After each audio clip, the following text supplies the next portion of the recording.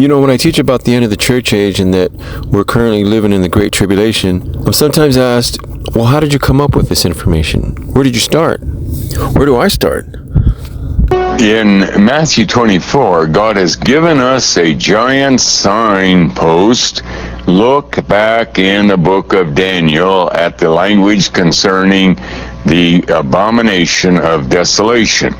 And in Daniel 12, verse 11, God says this, "From the time that the daily shall be taken away, and the abomination that maketh desolate set up, there shall be 1,290 days."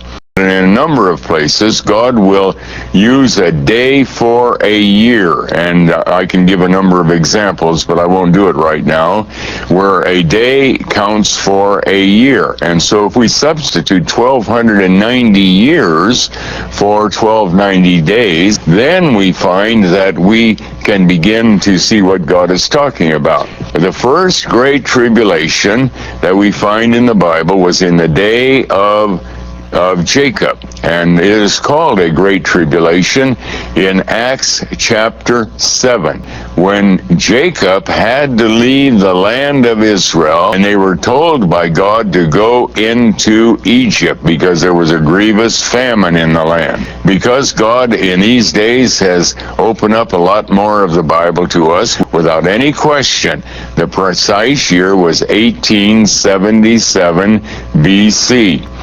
Well, then we go 1,290 years from 1877 BC, which was the first Great Tribulation, and we find that it was in the year 587 BC when all of the Jews were taken out of Judah and became captives in the land of Babylon, and the temple was destroyed. That came exactly 1,290 years after the tribulation of Jacob's day. But we haven't come to the end yet, because it talks about the abomination of desolation in Matthew 24 as a future event. So we have to go on to find out, well, does the 1290 relate to that? It's the first 1290 from 1877 BC till 587 BC. Now double that, so you get 2/3 because the first 1290 would be 1/3, and we arrive at 1994 AD, just a year when we also see all of the evidence that something terrible is happening in the churches as people go from church to church to try to find one that's still reasonably true to the Word of God. And as we find that the character of church changing, that identifies with the fact that, well, then 1994 is a significant date as part of the Great Tribulation. God had not opened my spiritual eyes, nor anybody else's, to the fact that there was still the latter rain, that there was something more.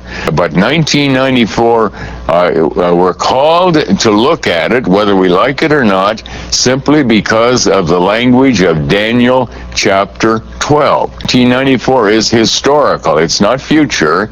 We can look at it as history, and we can see that beginning at that time and continuing right through today, the situation in the church, the whole church world, is very, very serious.